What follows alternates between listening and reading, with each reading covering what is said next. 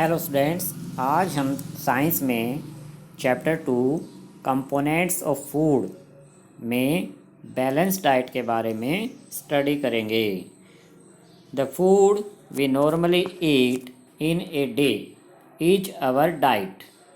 For growth and maintenance of good health our diet should have all the nutrients that our body needs in right quantity, not too much of one and not too little of the other. The diet should also contain a good amount of roughage and water. Such a diet is called a balanced diet. So students, जो भी food हम एक दिन में लेते हैं वो हमारी डाइट कहलाती है। अपने अच्छी ग्रोथ के लिए, अपनी हेल्थ को मेंटेन करने के लिए हमें ऐसी डाइट लेनी चाहिए जिसमें सभी न्यूट्रिएंट्स मौजूद हों, ऑल द न्यूट्रिएंट्स के बारे में इस चैप्टर में पहले हम स्टडी कर चुके हैं कि 5 मेजर न्यूट्रिएंट्स होते हैं: carbohydrates, vitamins, fats, protein, minerals, और इसके अलावा कुछ अदर न्यूट्रिएंट्स होते हैं जैसे रफेज एंड वाटर। तो जिस डाइट में ये सभी न्यूट्रिएंट्स होंगे उस डाइट्स को स्टूडेंट्स बैलेंस डाइट कहा जाता है। ये न्यूट्रिएंट्स ना तो टू मच यानी ज़्यादा होने चाहिए, ना ही टू लिटल यानी कम, कि हमें ऐसी डाइट लेनी चाहिए जिसमें ये सभी न्यूट्रिएंट्स प्रॉपर अमाउंट में हों। लास्ट टाइम हमने स्टडी किया था कि किस फूड आइटम में कौन से न्यूट्रिएंट्स पाए जाते हैं। उस बेस पर हमें ऐसी डाइट लेनी चाहिए जिसमें ज़्यादातर न्यूट्रिएंट्स हमारी बॉडी को मिल जाएं।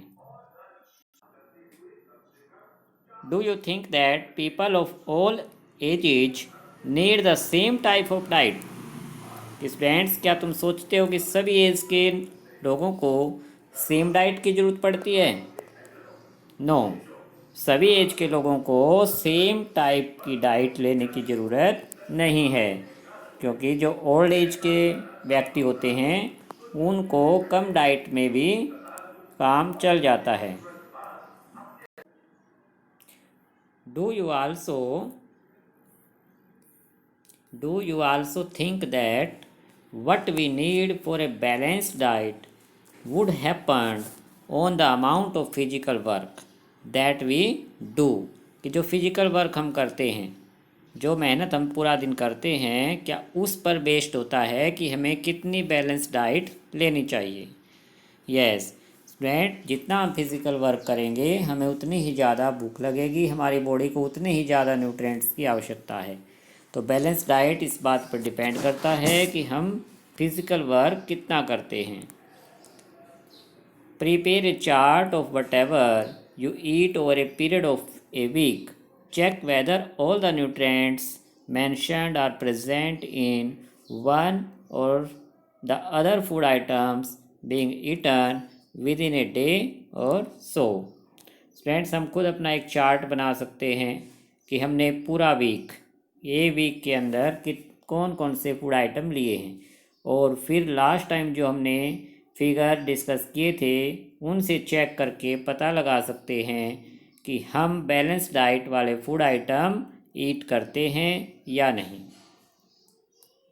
Pulses, groundnut, soyabean, sprouted seeds, fermented foods जैसे South Indian food such as idli, a combination of flours, missi roti, thepla made from cereals and pulses, banana, spinach, sattu, jaggery, available vegetables and other such foods provide many nutrients.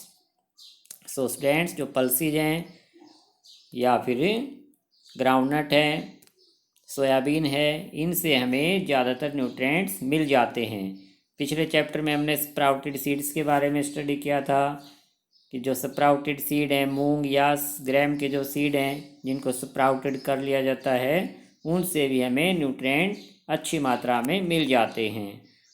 या फिर जो मिसी रोटी होती है जिसमें 2 तरह का फ्लोर मिक्स किया जाता है, या पल्सीज हैं, बनाना है, स्पिनच है, सत्तू, जगेरी है, वेजिटेबल्स है, और जितने भी फूड आइटम हैं जिनसे हमें न्यूट्रिएंट्स मिलते हैं। इन सब का यूज करके हम अपनी बॉडी को सभी न्यूट्रिएंट्स दे सकते हैं। आगे students, therefore one can eat a balance diet without expensive food material, कि बिना किसी ज़्यादा खर्च के हम बैलेंस डाइट ले सकते हैं। Eating the right kind of food is not enough, कि राइट क्वांटिटी में फूड लेना ही ज़रूरी नहीं, it should also be cooked, उसको अच्छे से कुक करना भी ज़रूरी होता है properly, so that its nutrients are not lost, ताकि उसके न्यूट्रिएंट लॉस्ट ना हो। क्योंकि अगर प्रॉपर तरीके से कुक करेंगे तो उसके न्यूट्रिएंट्स बने रहेंगे। Are you aware that some nutrients get lost in the process of cooking and preparation, क्योंकि कुकिंग के प्रोसेस में कुछ न्यूट्रिएंट्स लॉस्ट हो जाते हैं, इसलिए हमें फूड को सही तरीके से कुक करना चाहिए, उसको ज़्यादा पकाना या ज़्यादा कच्चा नहीं छोड़ना चाहिए। If the vegetables and fruits are washed after cutting और पीलिंग दैम, कि वेजिटेबल या फ्रूट्स को अगर हम कट करने के बाद वॉश करते हैं, काटने के बाद अगर उनको वॉश किया जाता है तो उनके न्यूट्रिएंट लॉस्ट हो सकते हैं, may result in the loss of some vitamins, कि उनके विटामिन लॉस हो सकते हैं। The skins of many vegetables and fruits contain vitamins and minerals, क्योंकि कुछ वेजिटेबल फ्रूट ऐसे होते हैं जैसे एप्पल है, या जो ग्रीन वेजिटेबल हैं जैसे तोरी है, खीरा है, उनकी जो स्किन है, जो छिलके हैं, उनमें विटामिन्स कंटेन्स होते हैं, मिनरल्स होते हैं, इसलिए हम उनको छिलकों समेत खा सकते हैं। Similarly repeated washing of rice and pulses may remove some vitamins and minerals present in them।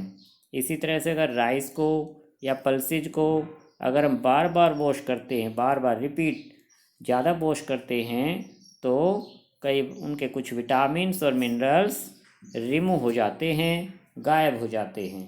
तो हमें राइस या पल्सेज को कुक करने से पहले 1 या 2 बार ही वॉश करना चाहिए, ज़्यादा वॉश नहीं करना चाहिए।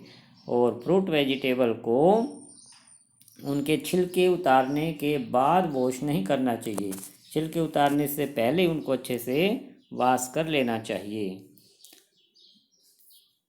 We all know that cooking improves the taste of food and makes it easier to digest.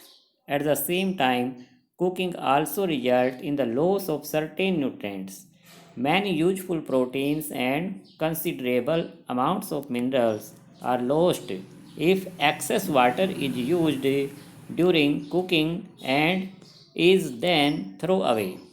So students, अगर हम सब जानते हैं कि जो कुकिंग है, कुकिंग करने से हमारे फूड का जो टेस्ट है वो अच्छा हो जाता है और हमारी बॉडी उसको ईजियर डाइजेस्ट कर लेती है।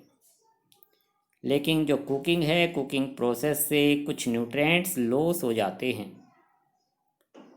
उसके कुछ जो प्रोटीन्स हैं, मेन यूजफुल जो प्रोटीन्स हैं वो लॉस हो जाएंगे। और अगर हम एक्सेस वाटर डालते हैं, कुकिंग के टाइम ज़्यादा वाटर यूज करते हैं, तब भी मिनरल्स लॉस्ट हो जाते हैं। तो इसलिए हमें चाहिए कि हम राइट क्वांटिटी में अपने फूड आइटम को कुक करें और उसमें कुक करते समय जितना वाटर ज़रूरी है उतना ही डालें, ज़्यादा वाटर डालने से भी नुकसान होता है। Vitamin C gets easily destroyed by heat during cooking, would it not be sensible to include some fruits and raw vegetables in our diet. Students, जो विटामिन सी है वो कुकिंग करने पर जल्दी ईज़िली डिस्ट्रॉय हो जाता है, इसलिए हमें अपने डाइट में some fruits and raw vegetable भी शामिल करनी चाहिए, जैसे खीरे हैं, ककड़ी है, उनको भी हमें अपनी डाइट में शामिल करना चाहिए। Bujo thought that fats would be the best food to eat all the time. A katori यानी bowl of fat will give much more energy than a katori of carbohydrate rich food is not it. कि Bujo ने भी इस chapter को study किया, उसने पता लगा कि जो फैट है, फैट नाम का जो कंपोनेंट है स्टूडेंट्स, उससे हमें क्या है, मोर एनर्जी मिलती है। तो बूजो ने भी इस बात को स्टडी कर लिया था कि फैट से हमें मोर एनर्जी, किससे कंपेयर करने पर, कार्बोहाइड्रेट से।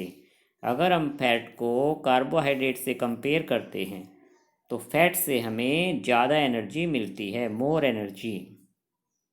तो बूजो ने इस बात को सोचते हुए, इस बात को सीखते हुए यह क्या किया कि so he ate nothing but food rich, कि उसने सोचा कि वो कुछ नहीं खाए बल्कि ऐसे फूड आइटम ले जो किस चीज़ में रिच थे, फैट में, इन फैट्स, कि जो जिनसे फैट ज़्यादा मिलता था उसने वैसे फूड आइटम लेना स्टार्ट कर दिया, जैसे कि फ्राइड फूड लाइक समोसा, पूरी, स्नैक, मलाई, रबड़ी एंड पेड़ा, जो स्वीट्स होती हैं पेड़े की। तो इस तरह के फूड आइटम बूजो ने लेना स्टार्ट कर दिया जिनसे फैट ज़्यादा मिलता है, क्योंकि उसने स्टडी कर लिया था कि फैट से हमें मोर एनर्जी मिलती है। अब तुम्हें सोचना है, do you think he was right, क्या वो सही कर रहा था? No, no students, not, of course not, कि उसने सही नहीं किया। It can be very harmful for us to eat too much, कि ज़्यादा लेना, ऑफ फैट, कि फैट को अगर हम ज़्यादा ले रहे हैं, rich foods, and we may end up suffering from a condition called obesity, यानी मोटापा। कि मोटापे की बीमारी से हम घिर सकते हैं, ग्रस्त हो सकते हैं अगर हम ज़्यादा अमाउंट में किसी फूड आइटम को लेते हैं, कंपोनेंट जैसे फैट को बूजो ने ज़्यादा अमाउंट में ले लिया तो उसे ओबेसिटी नाम की डिसीज हो गई, और इस वजह से उसकी हालत देख सकते हो, उसकी हालत कैसी हो गई कि वह ज़्यादा मोटा होने लग गया। तो हमें फैट कंपोनेंट को, या कोई भी कंपोनेंट है, न्यूट्रिएंट है, उसको राइट क्वांटिटी में लेना ज़रूरी होता है। पीछे पहली क्या जानना चाह रही थी? पहली कह रही थी, पहली wonders where animal food also consist of these different components and do they also need a balanced diet। कि वो पहली जानना चाहती है कि जो एनिमल हैं, जो फूड लेते हैं, क्या उसमें भी कंपोनेंट्स होते हैं, क्या उन्हें भी बैलेंस डाइट की ज़रूरत है?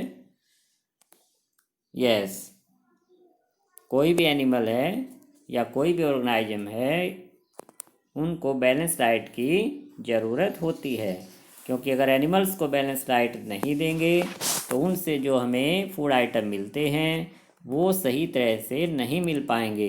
इसलिए स्टूडेंट्स, एनिमल को भी बैलेंस डाइट की आवश्यकता होती है। सो स्टूडेंट्स, आज हमने पढ़ा बैलेंस डाइट के बारे में। आप इसको एक बार फिर से रीड कर लेना, और आगे नेक्स्ट टाइम स्टडी करेंगे डेफिशिएंसी डिसीज। आपको डेफिशिएंसी डिसीज का पैराग्राफ भी एक बार रीड कर लेना है ताकि नेक्स्ट टाइम बेटर समझ में आए। Okay student, thank you.